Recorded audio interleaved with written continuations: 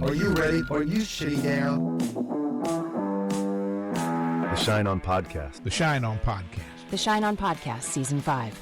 We're going to pull back the curtain on the divorce process. It's fun, insightful, tremendous guests. They're topics that far too often many people shy away from. But not here on the Schein on Podcast. Episode 94 of the Schein on Podcast. I'm Evan Schein. We have a tremendous episode this week, highlighted by featured guest on the podcast, Erin Khar, author, speaker, and advocate. Erin is known for her memoir, Strung Out, which details her 15-year struggle with heroin addiction starting from the age of 13. Erin and I will get into her approach to addiction and recovery and relationships and her well-known advice column, Ask Erin. Speaking of well-known, producer Dave, how are you? Well-known in some circles, I guess, podcast producing circles. I'm doing well. Before we started recording, you graciously offered congratulations to my New England Patriots, who, as of this recording, are tied for the best record in the NFL. My condolences about your Giants. Giants struggle sometimes, but there's always something going on. That's what's exciting. You got Jackson always Dart. something going on, but yeah, you know, and trust me, when I said congratulations, it was painful, but I meant it. You've had a few down years, not that me or anyone else can feel badly for you after the Tom Brady and Bill Belichick, dynasty, but it's nice to see you back on top, producer Dave. I can tell that you're choking on those words, but we accept it. And I'm sorry you have to watch Jameis Winston for a little while here. Yeah. What's better than Russell Wilson, though? I think you're better than Russell Wilson, Evan. Dave, let's not get crazy. But speaking of crazy, look, I can't believe how fast this year went. We're approaching Thanksgiving and the holidays and the festivities and all the fun, and it's such an enjoyable time. But it's also, Dave, a time for, time of stress for so many couples and people who are staying together during the holiday season for the kids. And look, I see this a lot. It's why January is famously known as divorce month, because the holidays are in the rearview mirror, and then boom, off to the divorce races. Let me ask you, any advice for couples going through the holidays who are thinking about divorce in the middle of the divorce process? Give me Dave's do's and do nots, starting with the Thanksgiving holiday. Yeah, well, I was going to say, as George Thorogood, that poet most famously said, get to be good friends with your pals Johnny Walker and his brothers Blackie and Red. No, I'm just kidding. You should Are you kidding? Well, the holidays are a time when a lot of people look to lighten their moods in whatever way they can. And if you're in the middle of a divorce or recently divorced, yeah, it's rough. It's rough, but you get through it. And what can you do? Be communicative as you possibly can with your ex-spouse, and just so there aren't surprises, because let's face it, communication can be very light between people who have been divorced. Some people avoid communication altogether because it's painful. We know why it's painful. Some people, I think I've said before, a couple of my friends have, to this day, been divorced a decade and only communicated with their ex-spouse by text, never on the phone. And that's kind of sad. But it's going to make things worse if Thanksgiving arrives and I thought I had the kids the day before Thanksgiving, and then you were going to pick them up and all that. Yeah. So pick your battles. You obviously want to spend as much time as you can with the kids. This is all presuming you have kids, of course. But communicate, pick your battles, and get through it. And when in doubt, Mr. John Daniels or Mr. Maker's Mark for me. And I'll add one more. The more you give, the more you'll get. Right? There's an amount of flexibility. There is, there is that feeling that so many people have. I want to have my kids, and I just don't want the other person to see them. I want every holiday. I want every waking minute, right? I want to hold someone by the strict terms of the agreement. Look, there's going to come a time where you're going to want something. You're going to need something. You're going to need the other parent to be flexible, whether it's Thanksgiving, whether it's the holidays, whether it's an ordinary Tuesday. The more you give, the more flexible you are, the more you will get in return. It's so true. I live by that.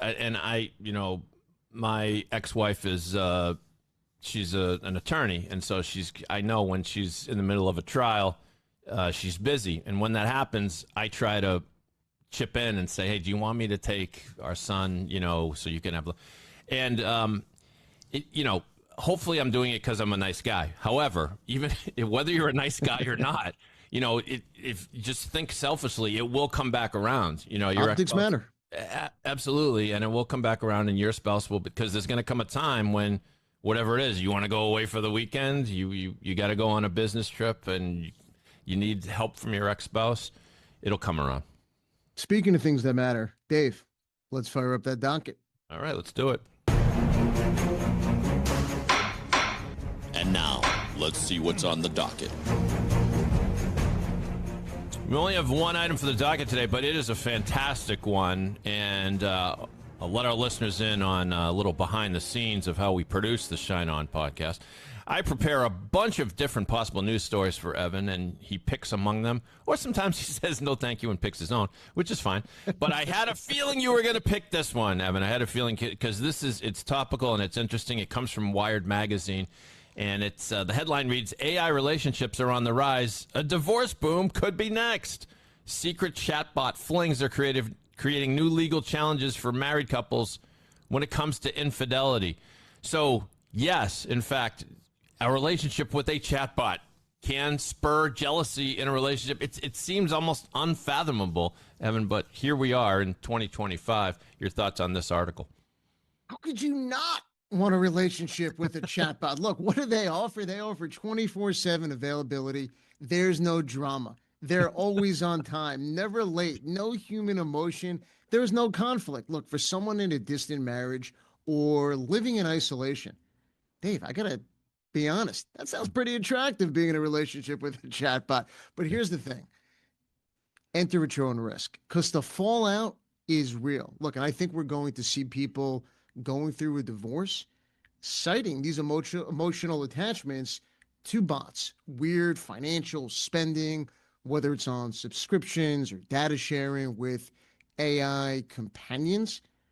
And the law, I think we're going to see what transpires over the next handful of years. And look, for divorce attorneys, I think you need to be ready for AI infidelity. I think it's here. I think we're seeing it, and I think we're going to see it more and more in the future. And, you've heard me, and all the listeners have heard me talk about divorce is a true team sport, and my clients work with therapists going through transition. I think as a professional who is in the mental health space, I think this is a new crossroads for you, right?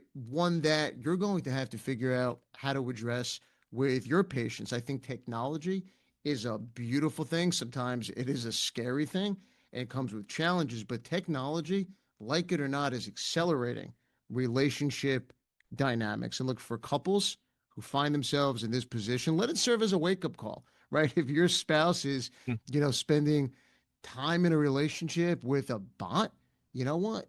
That's a signal. That's a sign to say, you know what? We need help. We need to talk to someone. We need to talk to a marriage counselor. So we are seeing new things that should put up everybody's antennas, in relationship dynamics going forward. In some cases, Evan, I wonder whether an AI bot relationship, and I shouldn't laugh because they really are relationships, could help with infidelity. In theory, it's not going to work in every relationship, but if your spouse, let's say you have that horrible moment where your spouse leaves their phone on the table and walks away, and you see some racy text from someone named Rebecca or whatever. I'm making this up, of course. It's like, who's Rebecca? And the guy laughs and says, oh, that's the chat. That's what I call the chat bot. And maybe this guy is sending, very sensitive messages, because chatbots will do this now. You can't do it with ChatGPT, but there are plenty of others you can.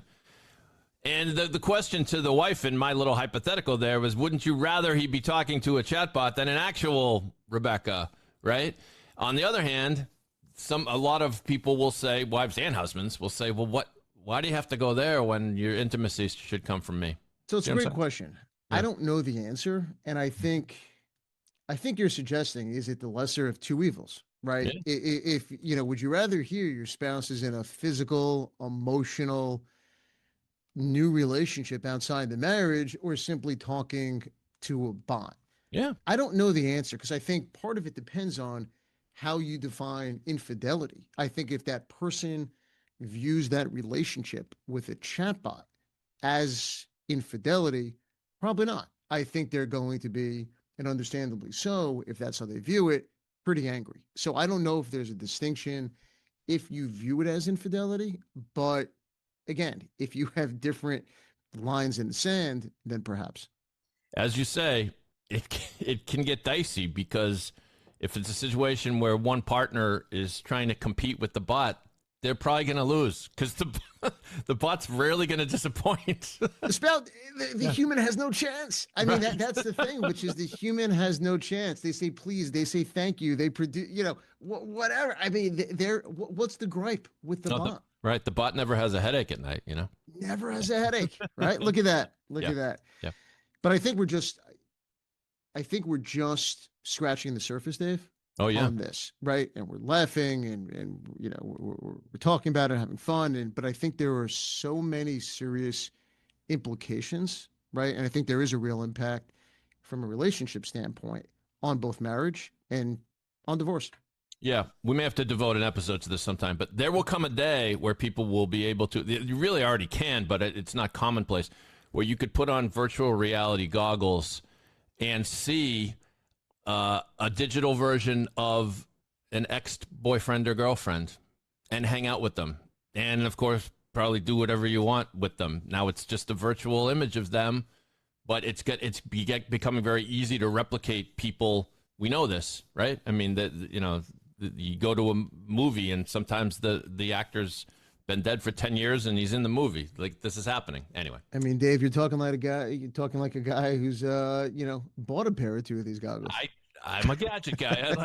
I know you're a gadget guy. And so yes. Now I'm typically playing animated mini golf, which is outstanding. That's what everybody says is in a relationship with a bot. Yeah, well, what's between me and my Oculus is private. Sorry, Evan, not everything goes in the podcast. But it is time for everyone's favorite segment, Overrated, Underrated. Overrated.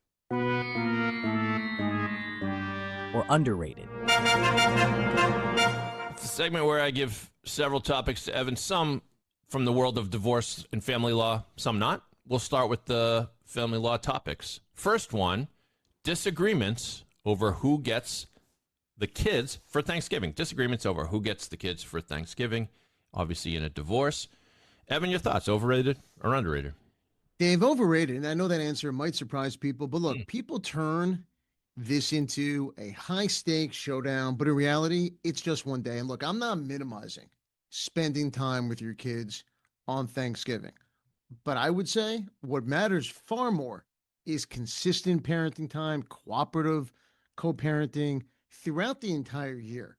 And look, if you have a good co-parenting relationship, sharing the Thanksgiving day or splitting the Thanksgiving day, it's probably not off the table. And so for those reasons, it's overrated. I mean, Dave, think about it for a second. You went through a divorce. People spend so much money, so much time fighting and arguing over pickup times and drop-off times and who gets what holiday. And if you split the holiday, is it a shared holiday at 2 p.m. or 3 p.m.? It's just one day. So, therefore, Overrated. And I agree completely for reasons already discussed on this pod, but absolutely right. Next topic for overrated, underrated, parental alienation claims. It occurs to me we haven't talked about this too often on the pod. I presume that they're rare, but I could be wrong. Parental alienation claims. Dave, underrated. Look, it's a tremendously serious issue when real. The impact on the children and the relationship between the children and the alienated parent. The problem is it's often weaponized in custody disputes. People throw around the phrase alienation or parental alienation like it's going out of style. And the challenge for attorneys, for judges, is separating genuine manipulation from accusations that one person solely uses in a custody dispute to gain leverage. Far too often, It's weaponized, and the words parental alienation, like I said, it's thrown around, which to me takes away from the times when it's really serious and we should be paying real close attention to it. And so for those reasons, it's underrated. Underrated. Well done on that one, Evan. We now move to the lighter side of overrated. Underrated, bunch of stuff that we need your opinion on. Some of these, I don't know where I came up with them, Evan, but I appreciate your entertaining. The people need to know, for example, Nicolas Cage, underrated or overrated? One of the most polarizing actors of our generation. What say you? And Dave, I got to tread lightly here because I know you are a big movie guy, and we've never talked about your thoughts or my thoughts on Nicolas Cage. So I'm going to go overrated. Look, Whoa! Nicolas Cage, he's fascinating. He's a bit chaotic, and he's also iconic. But that doesn't automatically make every role that he is in a masterpiece. In fact, I would argue that he's in a lot more flops than many other actors of his caliber. And look, when he's brilliant, he's spot on, he's unforgettable. But I would say when he misses, Dave, he really, really misses. Overrated. Forced to choose, I think I would agree. But it's possible that someone as weird as Nick Cage is both overrated and underrated because he's all over the place. But I'd agree. If you go down the list of his IMDb page or whatever, there's some movies that you haven't even heard of. Never heard of. Very strange choices. Lots and lots of movies. All right, they'll batten down the hatches for this one, Evan, because the public's been waiting for it. Overrated or underrated, Ms. Taylor Swift. I didn't say Mr. Travis Kelce, because let's wait on that, but Taylor Swift. Dave, I got to be careful here. Be careful. I got to be careful in part because my daughter dressed up for her as her for Halloween. And look, underrated. And how is it possible to be underrated if you're Taylor Swift, Dave? I am going to tell you, look, even with her global fame, Taylor Swift is still underrated for how profoundly she has revolutionized modern music and culture. Her songwriting spans generations, from grandmothers to parents to teens to kids. Everyone finds themselves singing her songs and her lyrics. Look, this is something no other artist has ever pulled off at this scale, this magnitude.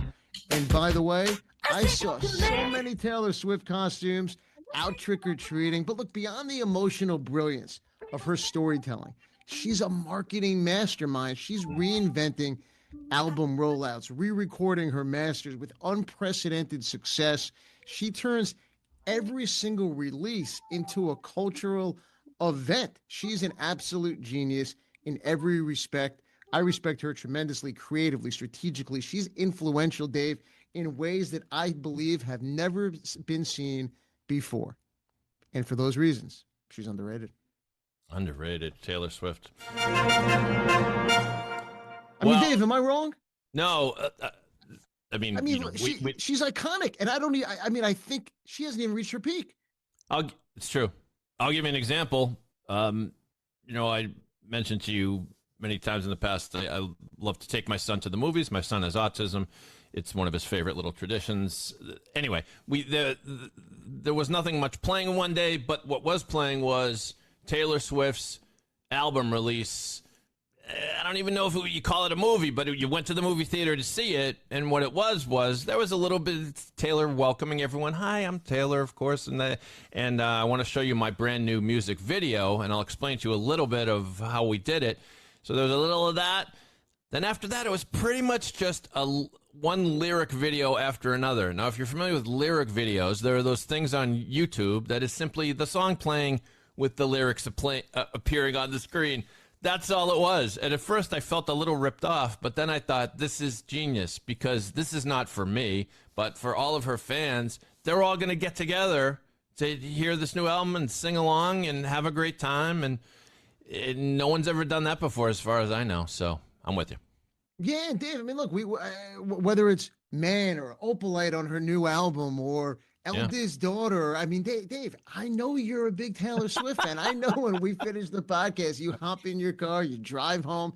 I know for a fact that you go to Taylor Swift station. I'll I'll never reveal, but I have a absolutely fine opinion of her. I think she is. She's good. She's good for this country. She's good for all of us. She's a happy person. She makes so many people happy. So that's the best thing you could probably say. You're spot on. Now, but the question looms, and we've saved the best for last with Thanksgiving just around the corner. The public must know whether cranberry sauce, Evan, is overrated or underrated. Choose wisely. Underrated. Oh! Cranberry sauce, Dave. It never gets the love that it deserves. It never gets the attention that it warrants. Look, it's constantly left out of the Thanksgiving conversation, overshadowed by the turkey, by the stuffing, by the mashed potatoes, by the sweet potatoes with those delicious candied marshmallows on it. Give cranberry sauce this Thanksgiving 2025. Give cranberry sauce some love. Look, it brightens up the plate. It's got a great balance, right? This is the year, Dave, for cranberry sauce to be in the spotlight on your Thanksgiving table. Let it take its rightful place as the unsung hero of the Thanksgiving holiday table. Underrated. Now, I need to ask you, do you prefer the homemade cranberry sauce or the kind right out of the can that magically retains the shape of the can even after it's out of the can? Homemade. You like, okay, you do no like brainer. Homemade. Okay. Yeah. Okay. Give it some love. Give it some love this year, Dave. Well, it plays a role. It's a great role player. It's like they used to say about the basketball player Robert Horry. He was never the best player on his team, but look at how many championships he won. The cranberry sauce deserves credit for some of those. Yeah, that's a great way to put it. Cranberry sauce is like Robert Horry. Yes. Are you navigating the challenges of divorce and feeling overwhelmed? You're not alone, and you don't have to go through it alone. You should get in touch with Rhonda Nordegg, financial divorce advocate, where it's all about you. Rhonda helps women transform what can feel like the most difficult time into a journey of empowerment. As a certified financial analyst, Rhonda is committed to guiding women to make confident financial decisions, negotiate effectively, and be positioned to leave a legacy well beyond the divorce process. She has not only helped over 1,000 women that trusted her, but also helped move $25 million into the hands of women that otherwise would have been left on the table. She'll even help you find the right attorney, support you in managing conflict productively, and give you the tools to advocate for yourself. Connect with her today at womensfinancialwellnesscenter.com, because your divorce experience should lead to a stronger, happier you. Have you ever had a baking oops turn into something delicious? Well, that's exactly what happened with Muffin Crumbles, the dessert that's part muffin, part magic, and all mouth-watering fun. The amazing bakers at Muffin Crumbles take perfectly crumbled muffins, yes, crumbled on purpose, add fluffy homemade whipped cream, and top it all off with delicious extras. It's like a dessert party in a box. And the best part, no rules. Just pure dessert freedom. Spoon it, fork it, or mix it all up. You do you. Perfect for treating yourself, gifting a friend, or just making snack time way more fun. So grab your spork and order your Muffin Crumbles kit now at muffincrumbles.com. That's muffincrumbles.com, because sometimes the best things come from happy accidents. The featured guest on this week's episode of the Schein podcast is Erin Khar, writer, speaker, and advocate. She's the author of the acclaimed memoir, Strung Out, which chronicles her 15-year struggle with heroin addiction that began when she was just 13 years old and her road to recovery. Today, Erin uses her experience to drive national conversations about overdose, trauma, and harm reduction. Her long-running advice column, Ask Erin, explores addiction, recovery, relationships, and healing with radical empathy and honesty. Erin, welcome to the podcast. Thank you. Happy to be here. We're thrilled to have you on, and we're going to get into your raw, transparent, brilliant memoir. But I want to start with a topic that's close to my heart as a divorce attorney, and that is the conversation around divorce and substance abuse. Many divorces involve one partner struggling with substance abuse. What's the most common myth you encounter about the addict in a marriage?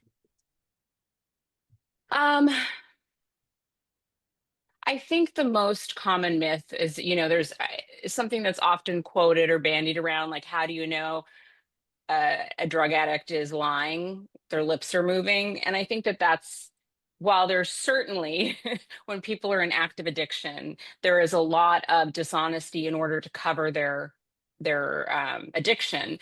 But I don't think that that means that every single part of their life is dishonest. And you mentioned active addiction. So for partners Hmm. who are divorcing someone in active addiction, where's Hmm. that line between compassion and enabling? And how can someone tell if they've crossed that line? Well, I always say, I'm not a proponent of tough love. I know that there are people for whom tough love has worked. I know there are people for whom incarceration has worked, but statistically, there are far more people who it hinders or harms than helps. That said, I think the key word is boundaries. We Sure. can love people, we can have compassion and empathy for people, and maintain our own personal boundaries. And I think that often in a divorce, it's challenging enough when we're talking about boundaries. So I think that when you add in one partner is struggling with addiction, there's an entirely different component. I think if somebody is in the type of active addiction where they are volatile, unpredictable, in those cases, I think it's probably best that they communicate through one of the third party apps or through a mediator, and have clear boundaries around communication. Obviously, when there are children involved, you have a whole another layer there that involves family court, right? So. I'd say that that's the biggest thing, is like not looking at like that you're going to like shun somebody for the rest of their life, or that if they relapse that it's over. I think that that relapse, while it's not doesn't happen for everyone, I think it is a very common feature of the path to recovery. And I don't believe that people erase all the recovery that they have accumulated when they relapse. I mean, I had relapses that lasted a few days, and as I got to a place where I had sustained recovery, I do believe that with every relapse, I was getting closer to being able to maintain sustained recovery. And I think that's an important aspect that we don't often talk about. It's talked about more now.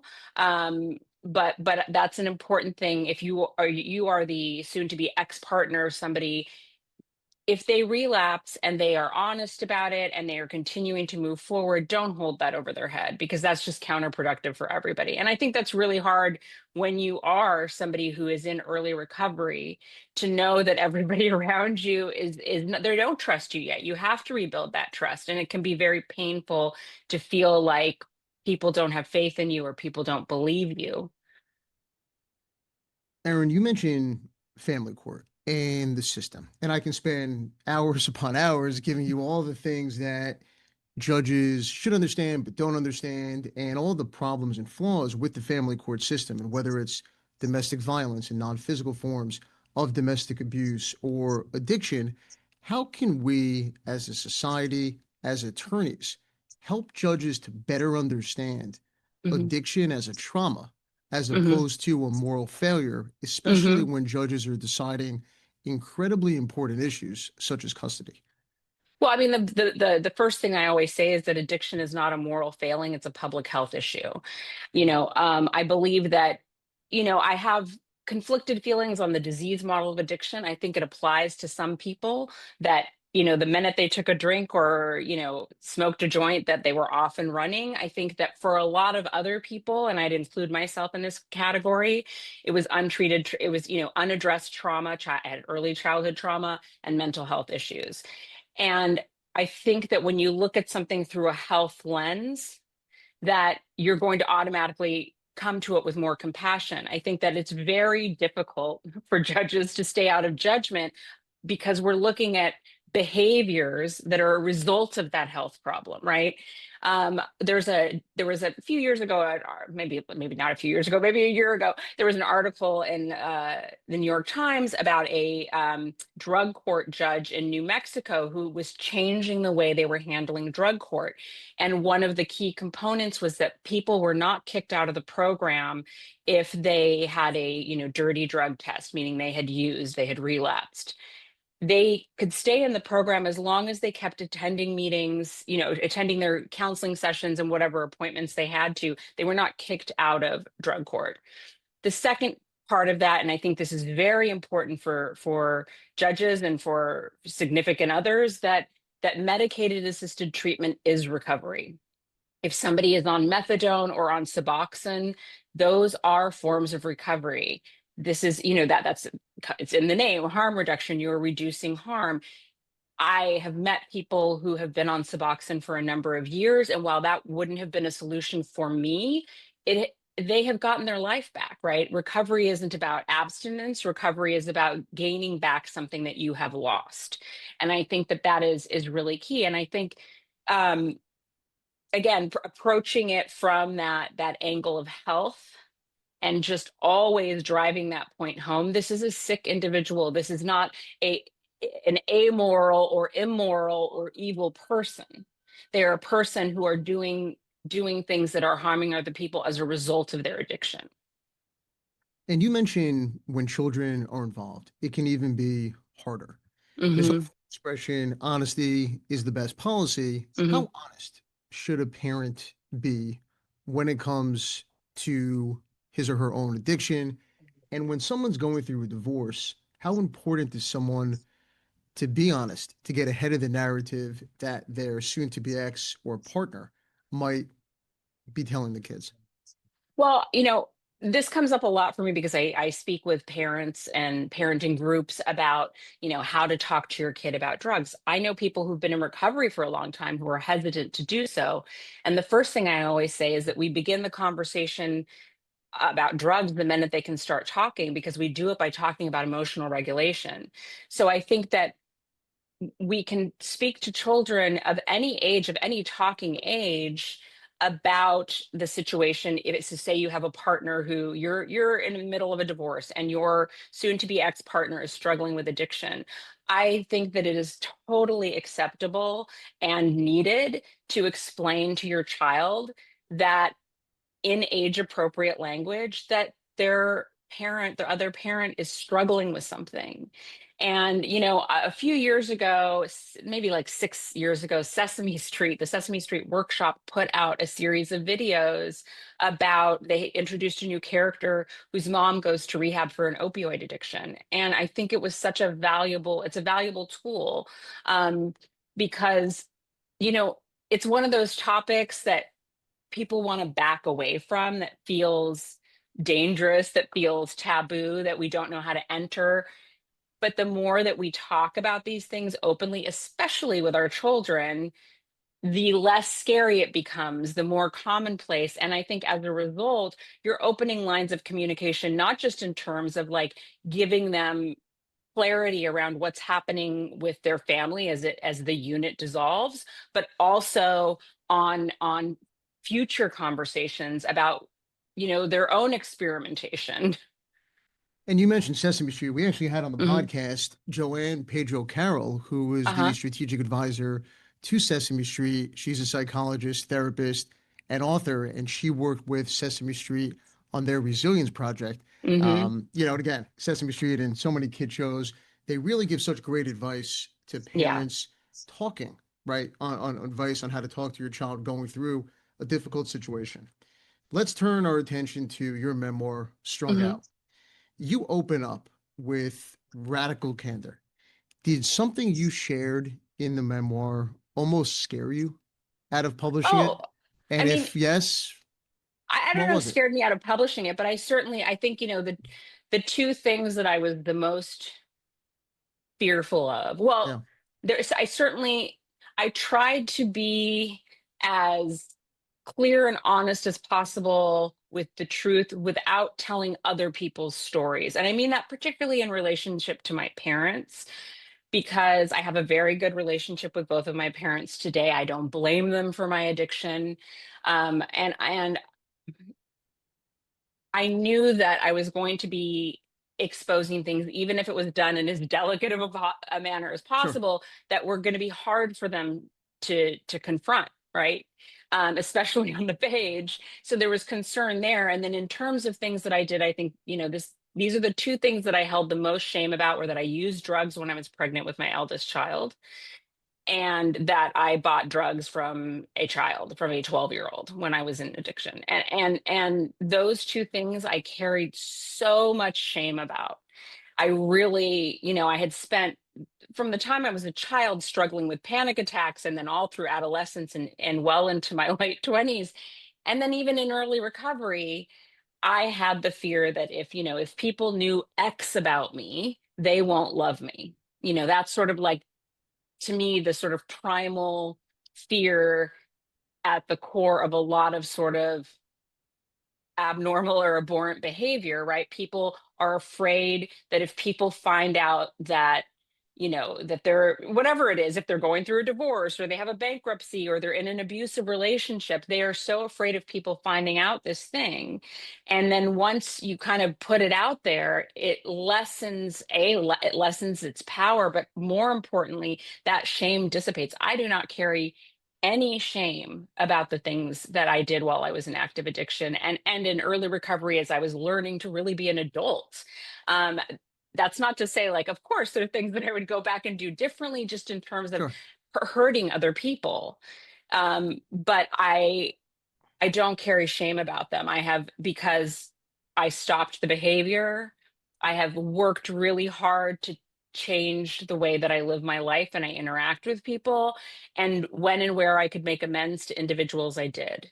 And I think that I also make amends to people that I'll never see again by the work that I do, by the advocacy work that I do, by, advocating for drug policy reform, because it's my belief that the majority of low-level drug dealers are as caught up in this systemic issue as people who are using drugs.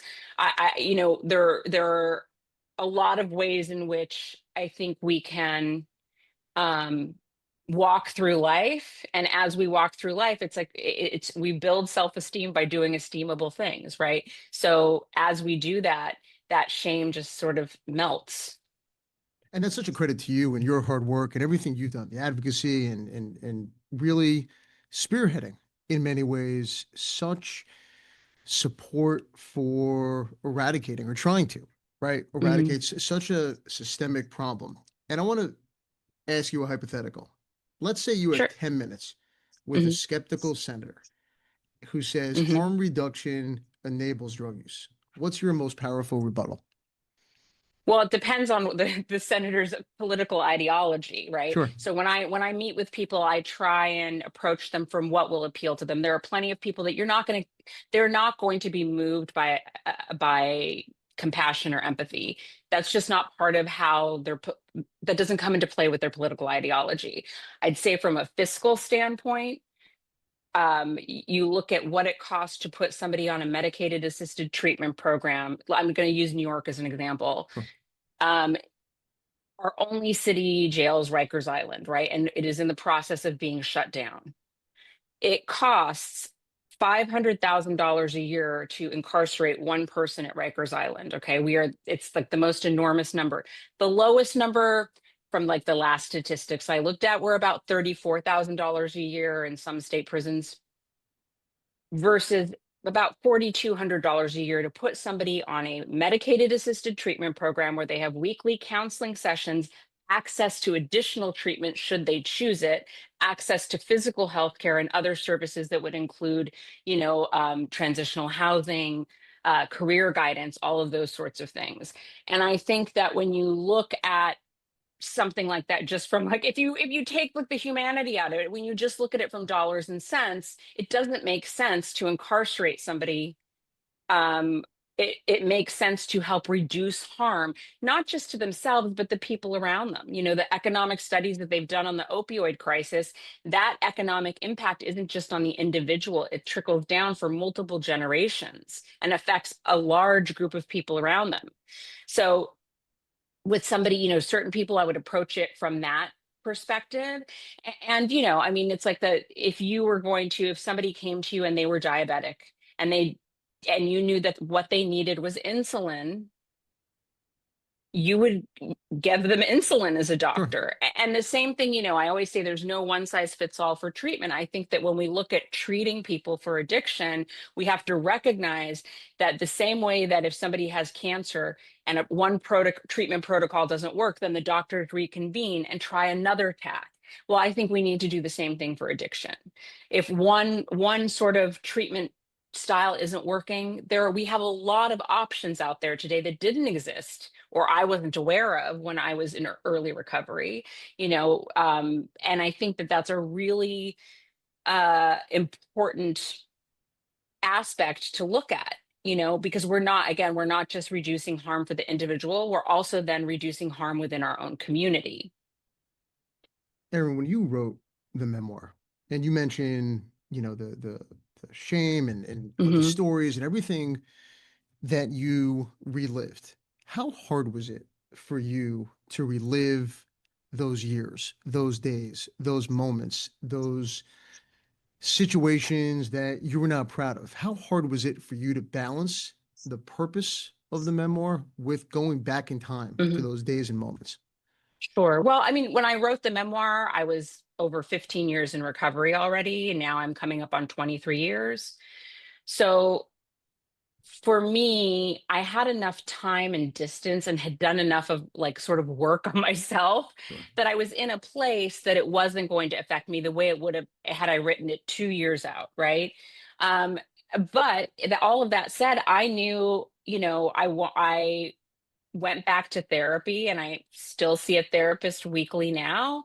I have a psychiatrist who I see at least every 3 months, more frequently when I'm in a period where I'm feeling shaky. And for me, shaky isn't about I'm going to pick up a drug. For me, I still struggle with suicidal ideation, not in a way that I'm going to act on it, but it's more an intrusive thoughts. And the difference between me having those now versus me having them, 25 years ago is that now I immediately tell my husband, I tell friends, I call my therapist and psychiatrist. I am very open about it because I have tools now that I just didn't have then. Erin, you said heroin saved your life until it didn't. How do you explain this dichotomy? I started having suicidal ideation at a very early age. As I wrote in the book, I was sexually abused starting at age 4. That's such a young age developmentally. I internalized all of that. I didn't tell anyone until I was older, much older. And I believed that sort of the panic attacks I started having, the feelings that I wanted to harm myself, and then the fact that of what had happened, I internalized all those and believed that it was my fault, that truly inside I was monstrous. And if anyone found out, they wouldn't love me, right? The world would end. And I also sort of perceived and some of this was based on, what was happening, and some of it was my own perception. I didn't trust that the adults in my life were there to protect me or could handle what I was struggling with. So I, at a very young age, had this all right, Erin, you're going to have to figure this out, and learned how to be whatever version of myself I thought I needed to be for my teachers, for my parents, for my friends, for whomever. And that led me to be able to sort of compartmentalize in a way as I went into adolescence and all of the sort of mental, emotional changes that are happening, physiological changes that were happening. It intensified for me. And heroin gave me sort of a bubble to be able to just function in the world and seem like everything was okay. I always think it's so funny that the times that my parents thought I was in crisis as a teenager were the times when I wasn't using any drugs because I became emotionally volatile because I was very I was very controlled until I wasn't with the way that I used drugs, right? I used them to put armor between me and everybody else.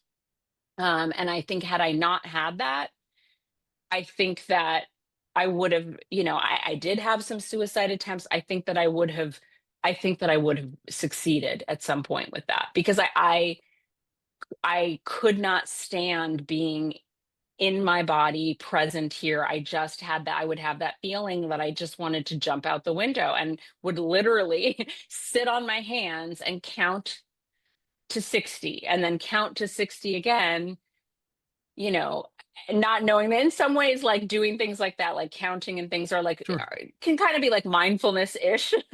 They were coping mechanisms, right? So I found a maladaptive coping mechanism that worked really well until it didn't. So you know, I don't know. I don't know that I'd be here had I not gone down that path. Is the war on drugs winnable? No, I mean, well, let me take that back. We are in the crisis we are in with the overdose crisis, with the drug crisis, with the proliferation of fentanyl and xylazine in the drug supply that is killing people who are not intending to die. We are in this situation because of the war on drugs. Until we have an understanding that this is not a supply issue, it is a demand issue. Why has it increased? It has increased not because there's new supply. It has increased because we are living in a time where we are increasingly isolated from one another. Despite technology, I think the feelings of isolation are greater than ever before. I think that sort of the amplification of political divides makes people feel like they can't trust half the country, whichever side, whichever quote unquote side they're on. Everybody loses because we stop seeing humanity. We stop recognizing that we are, whether we like it or not, we are in this together, and we don't put in the social support services from birth up to support people. I believe it's about half of incarcerated people are there related to a drug offense. I have to look it up. It may even be a little bit higher, but I mean, I just, I go to local police community council meetings here, and like the number of drug arrests is really high, and there are always people who attend the meetings that are like, why don't they keep them locked up, and da da da. You look at the recidivism rate, you look at the rate of being able to sustain recovery. Imprisonment doesn't work. The only people who mass incarceration is helping are the private owners of those facilities. Is there, And yeah. Is there one no, action? Is there one action that you recommend somebody can take that would really make a difference at the local level? well, I think if you wanted to get involved in an Yeah. actionable way, I think that there are plenty of harm reduction organizations in every city. If people have trouble finding them, Drug Policy Alliance is a really good resource for finding harm reduction organizations. The Clinton Foundation has made a huge push to make naloxone distribution available in places where it hadn't been. When my older son was a teenager, I made him do naloxone training. I made him carry naloxone and fentanyl testing strips in his backpack, and he was like rolling his eyes at me. And I'm like, it's not just for you. Yep. The chances of you at some point being in a position where somebody around you overdoses is high. I mean, there have been periods of time where 30% of the cocaine supply, 30% of the Molly supply has had fentanyl in it. That's a kid who's like going to going out with their friends for the night, experimenting, which, I mean, we may not want our kids to experiment, but like, I think they said like 85% of people in Generation X, which I'm part of, tried cocaine. I mean, that's a pretty high percentage. Yeah. So I think that that getting involved, because when you get involved with people, the thing that's nice about harm reduction is that you're seeing the person first, not their addiction. Even though you're there to provide them with clean needles, provide them with naloxone, sometimes it's as simple as like toiletries, whatever it is, you're treating them like a human being. I think in terms of like, on like an advocacy level, I think that we have to have non-abstinence based housing programs for people who are attempting recovery. I think that it is very near impossible to get somebody off of drugs while they are unhoused.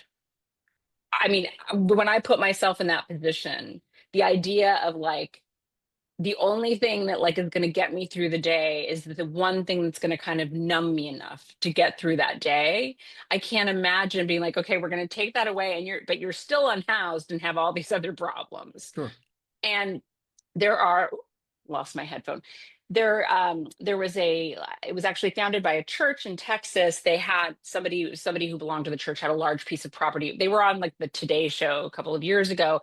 They started this grassroots effort where they made sort of like a commune. They built these tiny houses, and it grew and grew and grew for transitional housing that was non-abstinence based. It was adults only.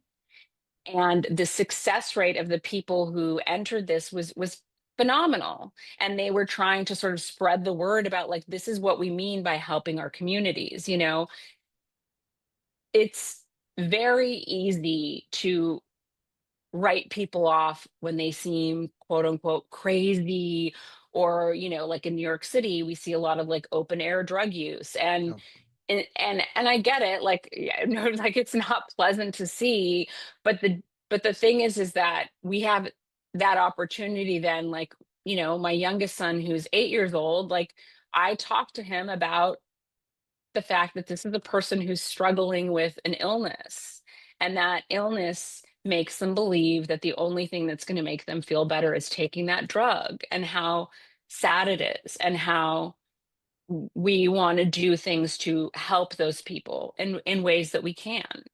And you know, we can shield ourselves from it all we want, but I mean, I can't even count the number of times I've spoken to parents from upper middle class suburbs whose children accidentally overdosed because they bought like a Xanax from a drug dealer through Snapchat that turned out to be a pressed pill that had fentanyl in it. Those dealers don't know what's in it, right? No. They're buying them from somebody else. These are people who are, they're not intentionally trying to kill people, but they, you know, if you, like in a hospital, if they give like a fentanyl patch for somebody for pain management, this is regulated. It's not going to kill them, right? No. You were talking about it enormously unregulated practice, right? Sure. It's why I, you know, I mean, there's a lot of controversy about it, but I, you know, like I certainly think that the more that we can regulate a drug supply, the better off we are. You know, I think you see it with cannabis dispensaries. You know, as a parent, I would much rather my child is going and procuring cannabis from a legal dispensary where it's regulated, you know, things like that. I think it's we have to look at things beyond what our initial like fear response is. Tell us about Ask Erin, an advice Sure. column that's absolutely brilliant. Tell us Thank you. about that, and tell us how you balance with writing an answer that helps the writer, Mhm. and yet at the same time being cognizant of the advice you're given to make sure that it doesn't potentially harm or hurt the person that Right. they might be writing about. Right. So I have a disclaimer on my column. You know, I'm not a doctor. This is not legal advice. It's not medical advice. I started the advice column in 2009 when I had a blog on Blogspot many years ago. A friend of mine was like, "Oh, you should do an advice." Well, she named my blog, which at the time was called Rarely Wrong Erin, because my friends would joke that like I had a really good memory. So I would be like, "Oh no, you know, that was on, you know, like July 4th, 1994, we were here," you know, Yeah. whatever it was. So I started it kind of like real tongue in cheek, and it grew organically. When I was on when I was featured on Ravishly, I had, you know, a readership of 500,000 readers a month. And I take answering the questions seriously. However, I'm answering them as if you're coming to like your big sister or to your friend.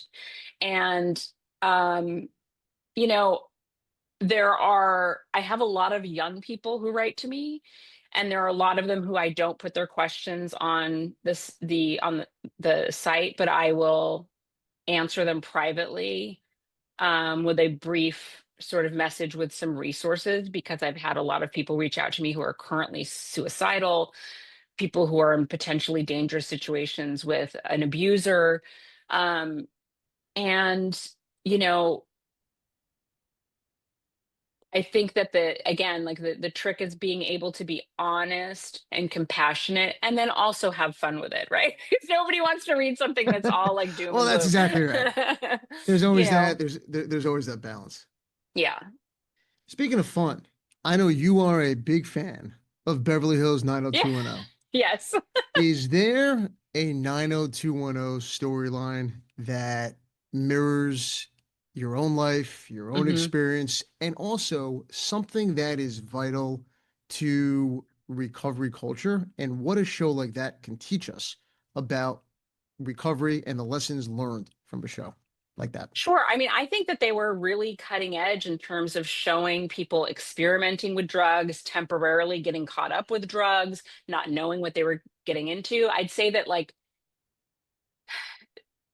the character I maybe related to the most in terms of like an addiction storyline was probably Dylan McKay, played by Luke Perry, because he got involved with like heroin, and it was really he had like a wound, right? He had this primal wound of like his father not being there, then his father being a crook, and then his father dying. Which later on you find out his father isn't dead; that he was like hidden by the FBI. But I thought that they did a good job in sort of showing how he was pushing people away as his addiction escalated. I had one particularly bad relapse, which I had more relapses after that, but it was never as bad as this one where I started smoking crack and I pawned everything in my apartment, and everyone was on to me at that point. And I just kept pushing people away, whether it was my parents, whether, friends. I just wanted everybody away. But they've had a lot of good, they've covered heroin, alcohol, prescription pills, crystal meth, cocaine. They've done it all. If you could ban one phrase from media coverage of overdose today, what would it be? And would Ooh. you replace it with something else? Hmm. I mean, I don't love the term drug abuse. I don't have any problem when I'm talking about myself, referring to myself as an ex-junkie or calling myself a drug addict or anything like that. However, when I talk about other people, I use terms like substance use disorder. I think it's important for a couple of reasons. I think that the other language is very stigmatizing. And I think that when we give it a clinical term, people, unconsciously look at it as a medical issue rather than a moral issue or a criminal issue, because it shouldn't be a criminal issue. I understand that there are behaviors around addiction that lead to crimes, and that's a separate issue. But using drugs and buying drugs to me should not be a criminal offense. This is somebody who is sick, them going and robbing somebody to get money for drugs, that is a crime. But them using drugs or having drug paraphernalia on them, I can't remember which states, but there are a couple of states where naloxone, a medication used to reverse an overdose, is considered drug paraphernalia. I mean, this is just it's so backwards, but I unfortunately I think we're living in a time where the cognitive dissonance over what people say their intention is, yet what the laws they are pushing forward are so incongruent, because they're not pro-life laws. If we are people want to be pro-life, that means caring about the people who are here on Earth today. Erin, you give advice to so many people. What's the best piece of advice you got on your road to recovery and your journey?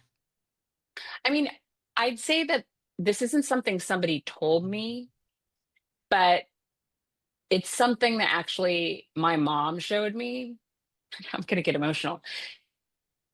When I was 14, 15, I was off of drugs at the time. I was really emotionally volatile and having a very challenging time with my mom.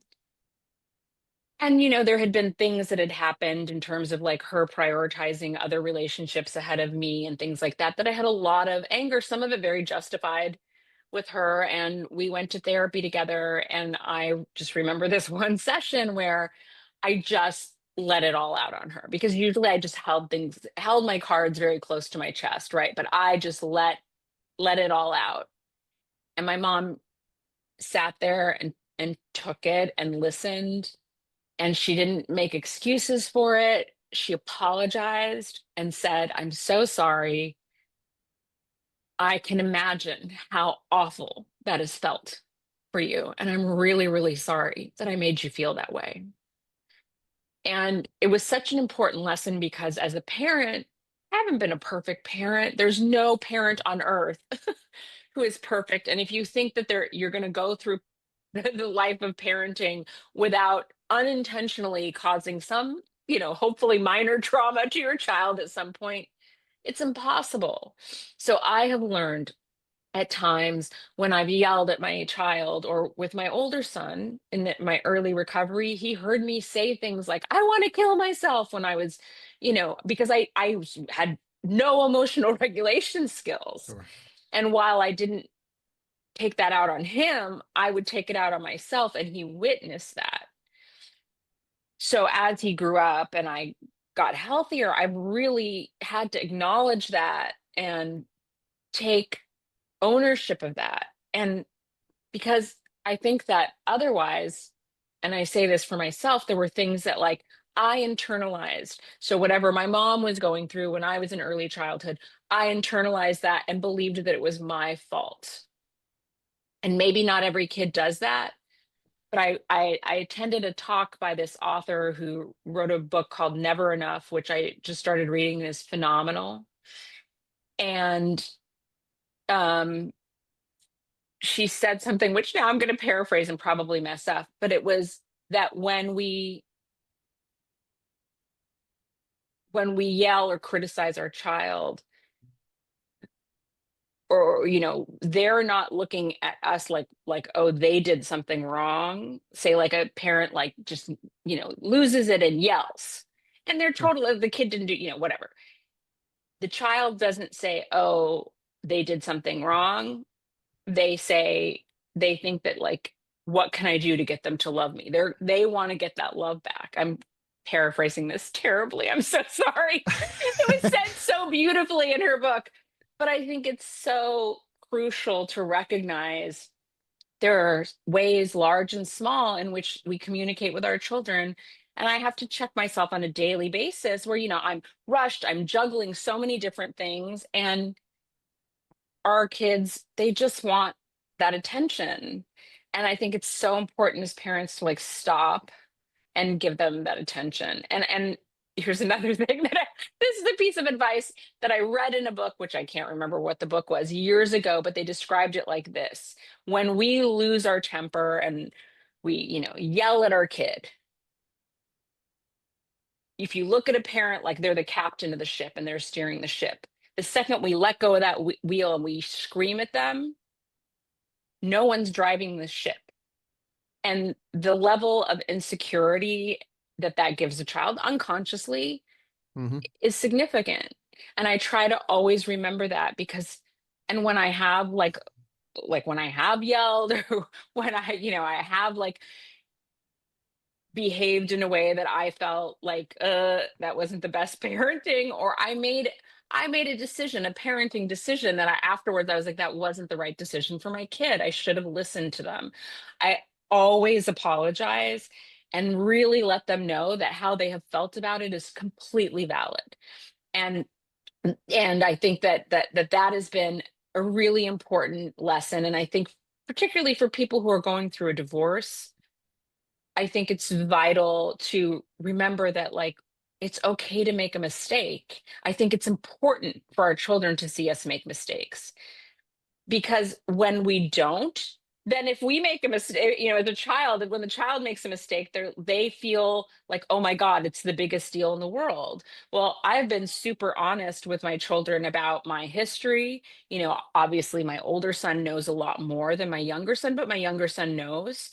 And I'm very, very clear about the fact that we can make huge mistakes in life and get up and keep moving and do better. And we learn something from it. You know, my older son, when he was struggling with this class in college, and he's like, I'm gonna fail, was really upset about it. And I said, look, I said, what's okay, so let's say the worst thing in the world that happens is you fail the class. They're not going to kick you out of school for failing a class. You have like a 3.8 GPA. It's okay. It's okay. You retake the class, big deal. He got a B in the class. But I was like, that sort of pressure that, that kids put on themselves, that because they're getting that messaging, whether it's from us or from school or from whomever, that they have to be perfect. And no, we don't have to be perfect, but I do think we need to be accountable, and I, especially, as adults, when it comes to mental health, I always say this too, is that it is not our fault that we have addiction or mental health issues, but it is our responsibility to tend to them. I take Wellbutrin every single day because it stabilizes my mood. It has worked for me for a very long time. And I don't care if I have to take it the rest of my life. It doesn't have any adverse side effects for me. So that is a way of, of taking accountability and taking ownership over something. Even though it's not like it's the same thing as like somebody gets cancer, they can decide not to do anything about it, but if it is a treatable thing, then they still have the responsibility to go and seek the treatment, right? And I think that can apply to anything. No, that's absolutely. That story that you shared with your mother and in therapy and your advice and parents, and I tell clients of mine, look, no one's the perfect parent. And I think there's so much incredible pressure, especially in the divorce context, because your life is under a microscope, a spotlight, and every parenting decision you make, there is that fear and that concern in a high conflict divorce that your partner, your significant other, is going to weaponize the addiction, weaponize your trauma, weaponize, a certain decision if it's not the right decision or the best decision, and used it against you. So in the divorce context, it's everything you said, and you're spot on, and it's magnified 100 times because of the fear that someone's going to use it against you. Oh, absolutely. When I separated from my older son's father, he definitely held the fact that, he knew that I had used drugs in the beginning of my pregnancy, and he held that over my head. And then I finally just decided to tell my parents and the people closest to me, because I was like, this is ridiculous. Like, I don't want him to hold this over my head anymore. And they're like, oh, we already knew. He already told us because he said he thought you were on drugs again, but we could tell that you're not, And that's why, I do think that like in terms of this kind of stuff, of like the honesty there is vital, because I think that the second that we get into trying to hide things, whether even from our children, it creates distance between us, and emotional distance between us and the people in our lives. And that doesn't mean you have to disclose everything to everybody, right? No. But I certainly, I always laugh because when I meet people now, they're like, and if they don't know anything about my history and they find out, they're so shocked. I'm like super involved, and I'm involved now in some city politics, and like involved with, heavily involved with my son's school and yada, yada. And I just think it's so funny. And like that's my whole point. And it's part of why I do advocacy work. I got away with it. I hid my addiction for basically a decade from nearly everyone in my life, because I didn't, quote unquote, look like what they thought a drug addict looked like. And I don't mean physically, I mean in terms of like how I behaved. I was really good at living a double life as a child, and I think it's so important. That's why we keep lines of communication open with our children. Dave, I'm going to bring you on. And I got to tell you, Dave, you got a hard act to follow, because Erin was absolutely brilliant. But Dave, come on for the fun segment we do on the Schein podcast called They Said It. They said it. They said it. They said it. Three good quotes for They Said It. The first one comes to us from Carrie Fisher. And Carrie Fisher had the following to say. Sometimes you can only find heaven by slowly backing away from hell. Sometimes you can only find heaven by slowly backing away from hell. Erin, your thoughts, pro, con, or otherwise, on what Carrie Fisher had to say? I mean, I think that's true in the sense that when you've gone through something as horrendous as addiction, which I wouldn't wish on my worst enemy, you have a better understanding of what's important. You have more gratitude for things that like maybe somebody who hasn't had struggles doesn't really recognize. I don't know that I would equate it to heaven. I definitely would equate active addiction to being in hell. And you know, nobody is happy all the time, but I got to tell you, like, I never would have believed if you had told me at, 8, 13, 21, even in early recovery at 30, 31, I wouldn't have believed if somebody said, you know what, in a few years, you are going to be able to live life without struggling with, this overwhelming need to harm yourself. And I just didn't believe it. I didn't believe that I'd ever escape that feeling of wanting to not be here. And again, while I'm not happy every single day, I'm satisfied with my life. That doesn't mean that I'm not striving for more or, want to achieve things or anything else. But like, I am really at peace with who I am and what I'm doing. And I don't know who originally said this to me, but I often think of this is that your greatest source of power is being an acceptance of who you are and where you're at. And I try and remember that, because I have a tendency towards like wanting to control everything and being perfect and all of those things. And it's like, sometimes we just have to accept ourselves for who we are today and where we're at in life today. That doesn't mean that we don't strive for things, but recognizing that and other people too, accepting who people are it can be a very challenging thing to do, because I think that a lot of times interpersonal disagreement comes when we try to, or we really want someone to be somebody other than who they are. And we're always going to be disappointed then. Do you Sorry, feel that was a little tangent. No, that's okay. We like tangents. It's a podcast after all.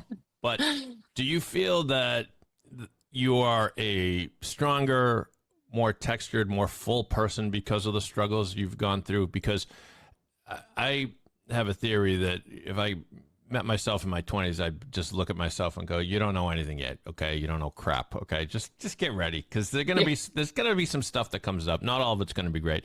Now, I think everyone has some kind of struggle in their adult life. Not as profound as yours, Erin. So I don't mean to lump myself in there. It's all relative. Yeah, although there are some terrible things in your past, other people's past, it's still sort of part of you and it part of your strength. Maybe, is that fair to say? What do you think?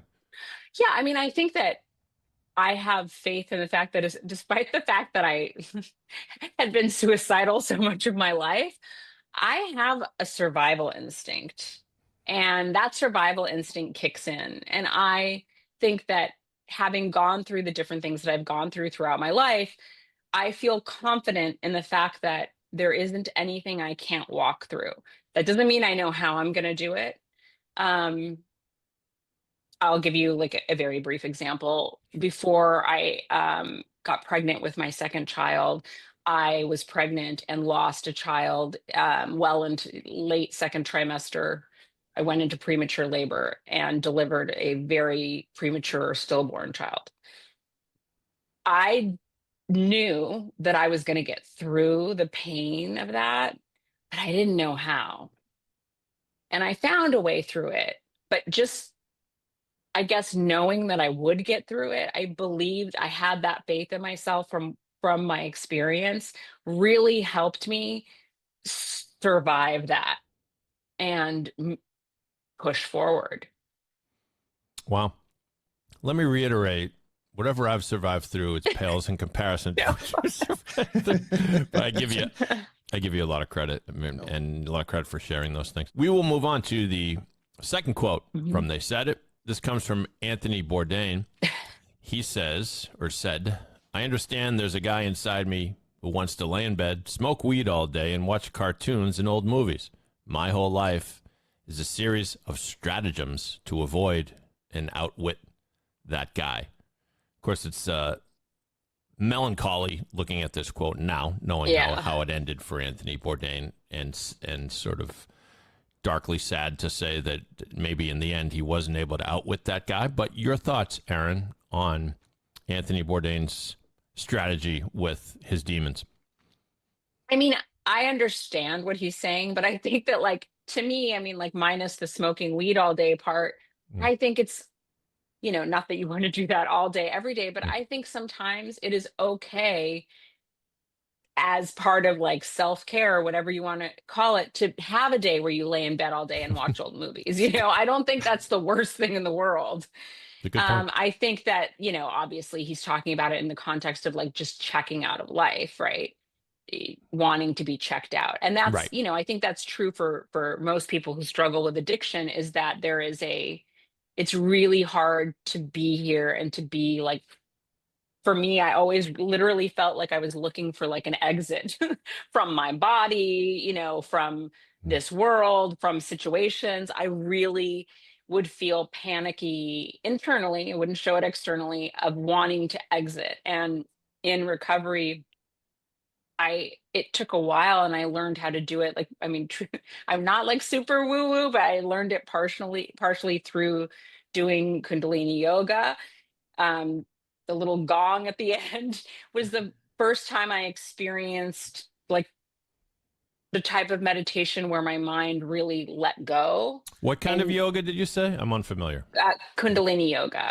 So it's a lot of, I mean, you're going through different postures and stuff, but it's a lot about breath work and being and when you're doing it, you have to be present in your body, right? And I think it taught me how to like be here, to not want to leave. I appreciate what you said about sometimes, let's not totally put down watching cartoons and movies, old movies. That could be a nice cultural experience. We will move on to the final quote for They Said It. Comes to us from Maya Angelou. Maya Angelou said, "There is no greater agony than bearing an untold story inside you." Now, Erin, who knows if you still have an untold story inside you? The stories you've told have been quite amazing. But your thoughts on what Maya Angelou said about that? Oh, I think that's quite true, and that doesn't mean you have to write a book about it. But I think that in 12-step programs, there's like an adage that our secrets keep us sick, and I think that that's very, very true. That doesn't mean that I think you go blab other people's business all over the place, but I think that the second that I'm wanting to keep something a secret, I have to look at why.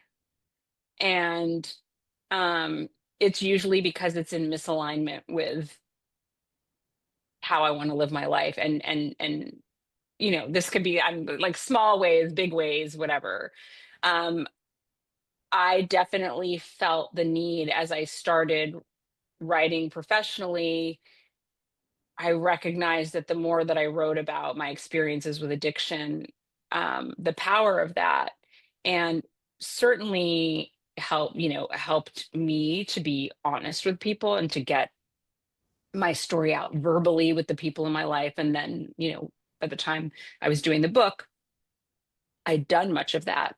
But yeah, I think that it's very lonely to have an untold story that shaped you negatively or positively. To have that locked inside is very, very lonely. Well, it must be. I mean, as I said, I give you a lot of credit for telling your story and being so honest. Your style is to own your past. And it occurs to me that not everyone is comfortable with that. And so people that have been through profound struggles, or whether it be of their own doing or otherwise, you know, if they don't talk about it, then it to me, it sort of creates this situation where people are, I mean, I'm a divorce guy. Evan asks me about it all the time. I'm the guinea pig on the show. But I remember when I was first divorced, you know, there were people in my circles of friends that kind of look at you funny, like, oh boy, I hope everything's okay with him. And, you know, when I could, my solution was to talk about it. You know, nobody died here. Right. Yeah, we got divorced. Right. It's sad. Yeah, but let's talk about, and then you kind of break that down. Is there something to that?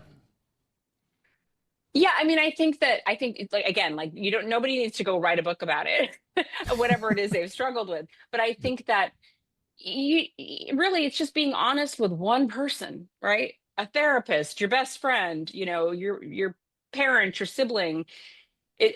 And I think that it's funny. I separated from my first husband so early on. I mean, it was before my son was even in school. And when he started preschool, I had him when I was 29, which isn't that young, but I was in Los Angeles at the time. And I think that like the majority of people were like, you know, in their mid to late 30s, early 40s who had kids in preschool. And I felt like they thought that I was like this like teen mom or something. And I was like, right. Well, I'm not. But also I was always the only single mom, right? And then, you know, by like by second grade, people started getting divorced. And I'm not saying that that's a good thing, but I was joking. I had a friend who was going through a divorce later on, and you know, she was like the first of like that, like her parent friend group to get a divorce. And I'm like, look, I said, half of them are going to be divorced before elementary school is over. I don't wish that upon them, but right. I think it's the truth, you know. It's the reality. Yeah. I mean, and look, I'm so grateful that I got divorced because I have a much different relationship with my husband now. The longest my current husband, longest relationship I've ever been in, healthiest relationship I've ever been in. I was not the person who stuck around in uncomfortable relationships. I was the one thing I'll give myself credit for, as much as it seemed like I couldn't sustain a healthy relationship, I wasn't going to stay if it wasn't why. I had a very low threshold for discomfort, I guess. And I think that I always knew that I would rather be alone than be unhappy in a relationship. And I also think when there are children involved, it is far better that we model healthy behavior, emotional regulation, and that can be really hard to do when you're in an acrimonious marriage. I don't think it serves them to like live a lie. I think that it's important to model what healthy choices are, even when they're painful. Evan, do we have any parting gifts for Erin? Because I think if we have any, she deserves them. No, but just you've done very well. Everybody's a winner on They Said It, but thank you for those thoughts, Erin. Thank you for your honesty. Is just refreshing and very inspirational. So thank you so much. Thank you. And Evan, back to you to wrap things up. Erin, I got to tell you, this was absolutely fantastic. Loved having you on the podcast. Your journey, it's such a credit to you, your advocacy, your work, your column, your memoir, Strung Out, which is an absolute must read. Everything you're doing and everything you've done for yourself and helping so many people. Again, thank you. It's such a credit to you, and loved having you on the podcast. Thank you. It was a pleasure. Episode 94 in the books. Erin Khar, she was absolutely brilliant, tremendous spot. Her memoir, Strung Out, it's an absolute must read. Producer Dave, what a show. Where else can we talk about Taylor Swift, cranberry sauce, divorce, relationships, addiction, other than the Schein podcast? The podcast itself is like a great Thanksgiving feast with all the fixins. Exactly. And you can listen to this episode and all past episodes of the Schein podcast wherever you get your podcast. I'm Evan Schein. Happy Thanksgiving, everybody, and I'll talk to you again real soon.